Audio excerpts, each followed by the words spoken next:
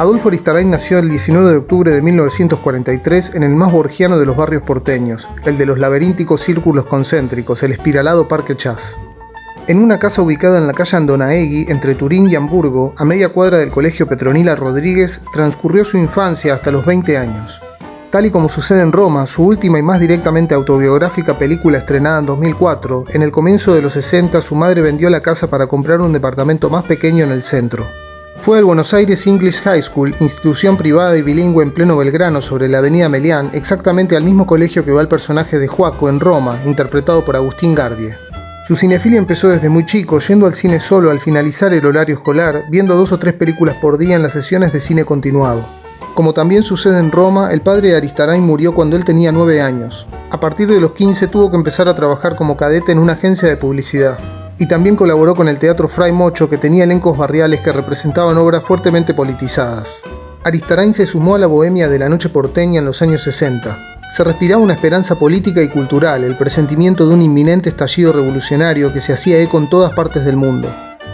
El personaje de Sacristán, que hace de Joaquín Góñez en su etapa adulta en Roma, describe ese período de manera concisa. La calle Corrientes era la facultad de la vida. En vez de aulas había cines, bares, librerías que no cerraban nunca. Aristarain siempre fue un lector voraz y desordenado. Leía de todo, tanto en inglés como en español, convirtiéndose en una verdadera máquina de lectura. Tradujo a Dylan Thomas, como lo expresa en Roma el personaje que interpreta Juan Diego Botto, el joven Joaquín Góñez, y de hecho la primera intención de Aristarain fue ser escritor, camino que toma este mismo personaje. La posibilidad de estudiar letras a nivel académico, como se menciona en Roma, pronto fue desechada, ya que Aristarain se consideraba bastante vago, reacio a toda actividad disciplinada y rutinaria.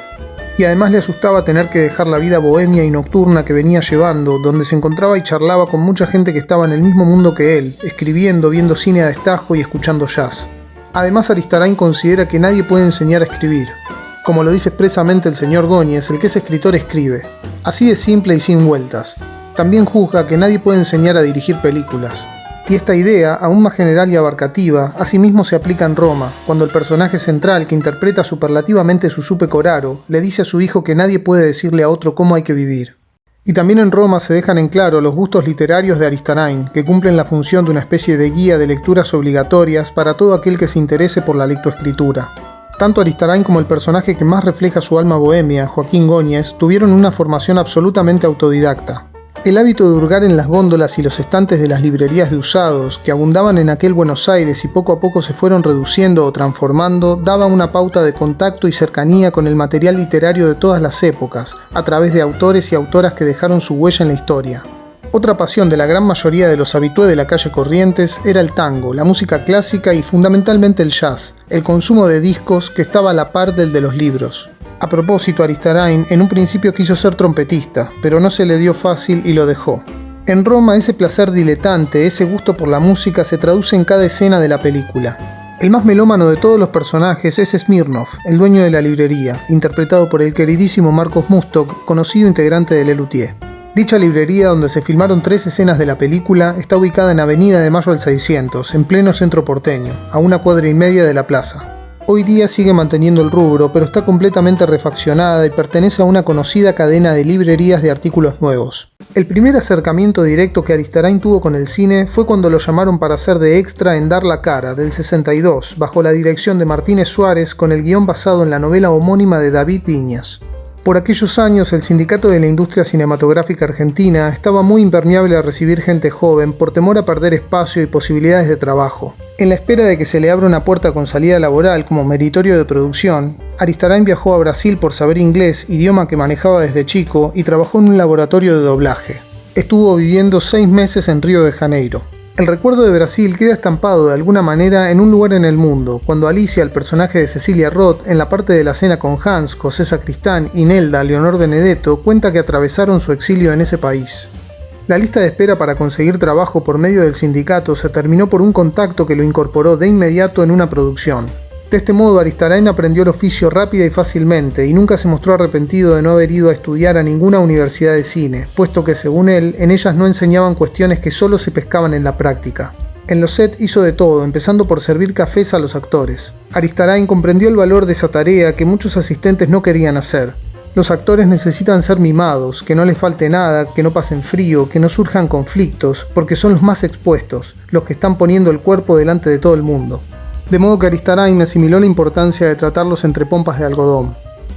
En el cineasta de Parque Chas nunca existió esa revelación de decir quiero hacer cine, como si fuese un proyecto, un ideal a futuro, sino que su vocación se fue despertando naturalmente, yendo en busca del placer, casi de manera intuitiva y visceral. Esta postura parece ir en contra del concepto de esfuerzo, de todo aquello que se intenta hacer por obligación o con la especulación de un rédito mayor. En el 67, con 24 años, se fue a España, como también sucede en Roma, sacando un pasaje a crédito en barco. Volvió a Argentina recién en el 74, esperanzado por la fementida promesa peronista de la patria socialista. Aristarain trabajó innumerables veces como asistente de dirección junto a diversos directores. Estuvo detrás de cámara en La Mari, en Los Gauchos Judíos, en No toquen a la nena, la primera película en la que actuó Cecilia Roth en un papel menor, en Crecer de golpe de Sergio Renán, paradójicamente basada en la novela de Haroldo Conti, secuestrado, torturado y desaparecido por la dictadura cívico-militar eclesiástica un año antes del estreno de la película. También fue asistente de dirección en el osado western de Sergio Leone, Érase una vez en el oeste, en donde además hizo de traductor entre el director, que no hablaba ni una palabra en inglés, y su elenco, casi todo norteamericano a excepción de Claudia Cardinale. Con respecto al cine de Leone, Aristarain reconoció que no le gustaba cómo filmaba. Siempre fue muy crítico con el cine en general, militante de cierto dinamismo, contrario a los tiempos muertos pseudo-experimentales en donde no pasa nada y la fotografía se queda solo en un encuadre estético. Su mayor influencia está en el cine norteamericano de los años 30, 40 y 50 y especialmente en la filmografía de John Ford. Recién a comienzos de los años 70, Aristarain pensó en hacer su propia película, pero no como director sino como guionista. Escribió un guión que finalmente no pudo colocar y después fue ayornado a la Discoteca del Amor en 1980. Su ópera prima, escrita y dirigida por él mismo, fue La parte del león, estrenada en octubre de 1978. La censura, si bien es un policial remiso, llevado al límite, no presentó objeciones, advirtiendo de antemano que la historia no debía tener drogas, sexo, que no aparezcan policías y que los delincuentes no sean demasiado simpáticos. Entre los que componen la banda sonora de la cinta se encuentra el querido y comprometido artista musical, enseñante y percusionista Norberto Minichilo, quien aporta atención con su participación percusiva dentro de la impecable musicalización que constituye un elemento expresivo clave. El propósito de Aristarain con esta película era que lo conocieran dentro de la industria como realizador, como alguien capaz de contar bien una historia y con un costo bajo. Después del despegue como director, Héctor Olivera, quien había fundado la productora Aries junto a Fernando Ayala, le propone escribir y dirigir una película bajo la condición de incorporar en ella 12 canciones enteras. Salvo por esto, Aristarain gozó de total libertad para filmar la historia que quisiera, teniendo en cuenta, claro, la censura de la dictadura. En un principio, Olivera y Ayala no se animaban a llamar al joven director que había hecho una película seria de autor para encabezar el proyecto de las películas del amor. Pero los hermanos Kaminsky, que trabajaban con el padre de Aristarain en la imprenta Guillermo Kraft y conocían de chico al director, como se muestra en Roma, tenían la intención de colocar los long plays de las canciones en el mercado e insistieron para que lo llamaran. Así se concibieron La playa del amor en el 79 y La discoteca del amor en el 80. Una de las particularidades del cine de Aristarain es que cuando uno ve sus películas rápidamente identifica que son suyas. Tienen un código, un estilo propio. Cumplen con el concepto que Hitchcock resumió en una frase precisa: estilo es plagiarse a uno mismo. En la primera parte de Roma, en donde se retrata la infancia, el padre de Joaco, encarnado por Gustavo Garzón, le hace un regalo a su mujer y a su hijo. Les graba 2 tangos, tocados por él en piano. A ambos les escribe una dedicatoria en el disco. Y a él le pone: para mi querido hijo Joaco, que seas un bohemio, peregrino y soñador. Cuando el nene pregunta qué es bohemio, el padre le explica: un hombre libre que hace lo que le gusta, que no piensa nada más que en ganar plata. La cuestión de la bohemia trae aparejada una idea que se afianza en todos los films intimistas de Aristarain: el tema de la vocación. En Martín H. este asunto es el propulsor de todas las charlas entre padre e hijo. En Lugares Comunes se repite este tema utilizando la misma relación paterno-filial. Y en Roma está siempre presente, sobre todo en una de las escenas más emotivas de la película, cuando la madre, con una mirada irrepetible en toda la historia del cine, le dice a su hijo algo tan simple y tan profundo: que ella quiere que sea feliz, que haga lo que le guste, que se sepa defender en la vida, que el mundo no lo destruya. A propósito de esta escena, cuando se terminó de filmar, Pecoraro y Aristarain se dieron un abrazo en silencio y emocionados. En 1981, también producida por Aries, se conoció Tiempo de revancha, la primera colaboración de Federico Lupi en las películas de Aristarain, haciendo del Vasco Bengoa. En esta película aparece un nombre empresarial que se repite continuamente en la filmografía de Aristarain: Tulsaco. Esta empresa ficticia va tomando distintos rubros según la película, pero se utiliza para designar que el enemigo es siempre el mismo, el capitalismo, y que los recursos y medios de producción están injustamente concentrados en muy pocas manos.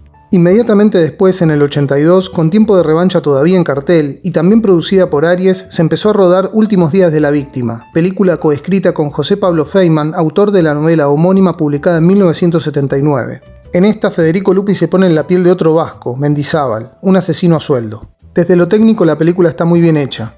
Tiene largas secuencias de espionaje y una en particular que conmemora el clásico film de Hitchcock, La ventana indiscreta. Pero Aristarain reconoce un error en la historia, y es que no hay ningún personaje con el que la audiencia pueda empatizar. Es una película fría, al igual que La parte del león. Y otro aspecto en común entre estos dos films es que en ambos predomina lo visual por encima de los diálogos. Hitchcock dijo alguna vez que una buena película es aquella que puede prescindir del sonido y aún así los espectadores tendrían una idea perfectamente clara de lo que sucede. Más adelante, a partir de Un lugar en el mundo, Aristarain se hizo mucho más riguroso en la práctica de una idea repetida por él mismo: el diálogo es acción. La televisión española en 1986 transmite Pepe Carvalho, serie que consta de 8 capítulos basados en las andanzas de este investigador privado, personaje de ficción creado por Manuel Vázquez Montalbán como una suerte de Philip Marlowe de Chandler. Quien se puso en el pellejo del detective fue Eusebio Poncela. El guión estuvo a cargo de Domenech Font y el mismo Vázquez Montalbán, con la adaptación de Aristarain. Al año siguiente, en el 87, Aristarain dirigió, junto a su frecuente colaborador Alberto Lecchi, The Stranger, la única película que rodó en inglés. Dispone de un elenco familiar al que Aristarain convocó en casi todos sus films, pero el guión está compuesto por otro. Esto se nota a tal punto de que no parece una película suya. En 1992 se estrenó Un lugar en el mundo, cosechando un éxito más que merecido tanto en Argentina como en España. Esta película y las que le siguen, como ya dijimos, gravitan en los diálogos de los actores, lo que los personajes dicen, expresan y transmiten a través de la palabra. Con esta película comienza una etapa mucho más auténtica del director, con historias centradas en lo humano que tienen que ver con la familia, la amistad y las relaciones. La única que se corrió de esta tónica fue La ley de la frontera, una comedia de aventura filmada en 1995, con un argumento basado en un hecho real de una fotógrafa norteamericana que viajó a Galicia en los años 20 para entrevistar a pistoleros. Con este film, Aristarain pudo volcar toda su admiración a las películas de aventuras de Raoul Walsh y a los westerns de John Ford. En 1997 retomó la temática concentrada en la vida privada, en los lazos familiares con Martín H. Cecilia Roth cuenta que Aristarain tenía una particularidad: no mirar lo que se estaba filmando por el monitor, sino ubicarse al lado de la cámara como se hacía antes de que existiera el monitor. Para ella, tener al director presente en el set, no escondido detrás de los aparatos, es el cine mismo. Los guiones de Aristarain solo tienen acción y diálogo. No hace guiones técnicos, no habla de cortes, ni de dónde va ubicada la cámara, ni cómo se mueve. Hay un momento en el que se sientan todos a leerlo y a proponer cambios, pero una vez que se fija, ya no se cambia ni una coma. Aristarain pone primero la puesta en escena y después la cámara. Y la cámara la ajusta en función de los movimientos de los actores y no al revés. Con esto, Aristarain pretende ganar mayor realismo y naturalidad en las actuaciones para que puedan fluir y moverse sin tener que pensar en dónde va a estar ubicada la cámara. Esta es la forma en la que Aristarain disfruta, se divierte filmando, sintiendo que hace como un documental de una acción real, dejando que la escena se desarrolle lo más suelta posible. Roma de 2004, cuyo título iba a ser Alma de Bohemio, no es solo una película, es la culminación de toda una trayectoria, un conocimiento y una experiencia dentro del mundo del cine. Tiene una calidad estética superior. Es el resultado de un cineasta en el mayor esplendor de su madurez. Buscando las locaciones, Aristarain pensó filmar en su casa natal de la calle Andonaegui, pero dicha casa prácticamente no existía, había sufrido tantas modificaciones y refacciones que no encajaba con el prototipo de vivienda de la segunda mitad de los años 40 en Buenos Aires. De modo que la producción encontró una casa más acorde en el barrio residencial de Villa Pueyrredón, en la calle Terrada, entre José Cubas y Habana, donde actualmente funciona un geriátrico. Para el papel de Roma, Aristarain necesitaba una mujer robusta, con aire italiano, como era su propia madre. Llamó entonces a Susu Pecoraro. Fue hasta su casa, le tiró el libro sobre la mesa y le dijo: «Tomá, Roma es mi madre, léelo y después me decís». Susu declaró que esa mujer estaba tan bien escrita que fue la madre de muchos. Aristarain expone a modo de homenaje lo que fue su propia madre, de cuyo reflejo se puede deducir un concepto de maternidad enmarcado en una época. El personaje de Sacristán expresa un sentido arrepentimiento por su conducta y su rol de hijo. Reconoce su actitud egoísta y el aprovechamiento y explotación de una madre abnegada. Aristarain dice que en el personaje de Sacristán hay un desencanto, no solo con la época y las posibilidades que se han perdido, sino con él, consigo mismo. La actuación de Susu Pecoraro merece un capítulo aparte. En opinión de quien les habla, imbuido por la subjetividad sin la posibilidad de ser imparcial, es la mejor interpretación que he visto de un personaje en toda la historia del cine. Aristarain dijo que Pecoraro es una actriz de primera toma. Como lo que tenía que actuar era tan fuerte a nivel emocional, a medida que se repetían las tomas, esa potencia se iba perdiendo. Prácticamente toda la película se hizo en una primera toma. En Roma se concentra, se condensa todo. Empieza en España, donde un escritor argentino se dispone a hacer un viaje retrospectivo a lo largo de su vida. Una autobiografía con toques apócrifos que podría sumarse a Las vidas imaginarias de Schwab, libro que se cita varias veces en la película. Esta historia está plagada de referencias literarias. Quizás la que tenga más peso sea Kim, de Kipling. Roma tiene una conexión muy íntima con el río. Aparece en la primera y la última imagen de la película. El padre de Joaco, actuado por Gustavo Garzón, le dice a su hijo que cuando esté mal, cuando esté triste, se acerque a la orilla de un río y empiece a decir todo lo que le moleste en voz alta, para que la corriente se lleve todas las penas. El río en este caso vendría a reemplazar a la iglesia, ya que Aristarain y la familia de Toro son profundamente ateos. El río de la vida, en donde purificarse para morir en paz, es la búsqueda del viejo lama en la novela de Kipling. Y ese mismo río es el que busca el señor Góñez para transitar su retiro. En ambas historias el adulto es acompañado, ayudado por un joven. Kim sería Manuel Cueto, que no por casualidad es interpretado por el mismo actor, Juan Diego Botto, que hace del joven Góñez. Entre ellos se da la arcaica, milenaria, primigenia relación de maestro-discípulo, lazo fundador del traspaso de conocimiento de generación en generación. Kim es la novela que está leyendo Joaco cuando llama por teléfono al tío Atio para informar sobre el estado de salud de su padre. Y esa misma edición es la que el señor Góñez conserva en su menguada biblioteca y le ofrece como préstamo a Manuel Cueto. Desde el punto de vista musical, la película construye varias atmósferas, tonalidades y estados anímicos. En el caserón retirado, medio desvencijado, el señor Góñez escucha Brahms, música grave, naturalista, romántica, poética, el autor favorito de René, el papel de Marcela Klosterboer. Manuel Cueto se inserta en el mundo de los Góñez di Toro con una entrada majestuosa. Después, para entrar a los recuerdos a la casa de la infancia, suenan las piezas líricas de Grieg. El sonido del piano que lo remonta directamente a la imagen de su madre. Es decir, la búsqueda del personaje está encauzada en volver a su madre y a su primer amor. En la parte de la infancia suenan los tangos de Roberto Firpo y la alegría que emana la trompeta de Louis Armstrong tocando Wildman Blues. En la adolescencia, la juventud y la transición a la adultez impera el saxo, sensual, seductor de Coltrane, y la rebeldía improvisativa de Charlie Parker. Es el despertar de los placeres, la libertad de barrer con todos los límites. La película no utiliza en ningún momento la música extradiegética. Todo lo que suena es escuchado por los personajes. Cuando muere el padre, suena una pieza lírica de Grieg, cuaderno 8, opus 65, número 5, balada. Se escucha después de que Roma cambia la cama matrimonial por una individual, como símbolo de que no habrá otro hombre en su vida.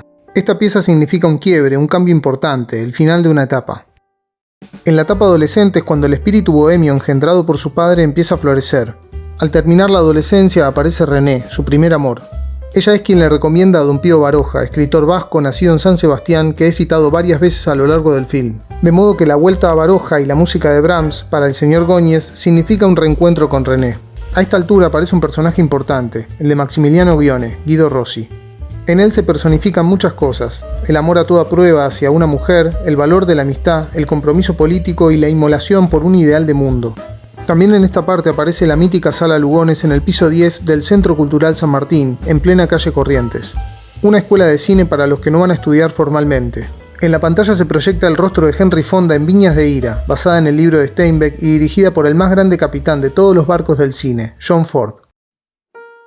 En su última intervención, Susupe Coraro condensa toda el alma de la película, todo su amor. Roma le regala un pasaje a España en barco que después se conoce fue comprado con la venta de su piano. Ese acto, de alguna manera, es una especie de despedida. A Roma, Aristarain le había pensado introducir material de archivo, fragmentos documentales de la historia del país, ya que la película abarca varias épocas, pero se echó atrás porque le iba a quedar muy larga. Después de Roma, Aristarain intentó volver al ruedo varias veces, pero todo proyecto acabó sin efecto. Quiso filmar una novela de Guillermo Martínez, La muerte lenta de Luciana B. Había escrito un guión basado en La bandera de Pierre Macorlan, que había quedado bien con la colaboración de su amigo Mario Camus y no pudo concretarse por un mal manejo del productor. Le ofrecieron hacer una película sobre el Papa Francisco, oferta que Aristarain aceptó en un principio debido a la fuerte inversión con la que contaba, pero luego, investigando sobre el pasado oscuro y enigmático de Bergoglio, decidió no hacerla. También desarrolló varias historias en la misma línea que las anteriores, con temáticas intimistas, familiares. Una de ellas llegó a tener nombre, Los amores tardíos, pero no encontró una manera original de plantear ninguna de las historias. Muchas veces el guión ya estaba aprobado por los productores y el mismo Aristarain se echaba atrás por no encontrar una forma novedosa de encarar la película. Esto ya lo vi 20 veces, decía.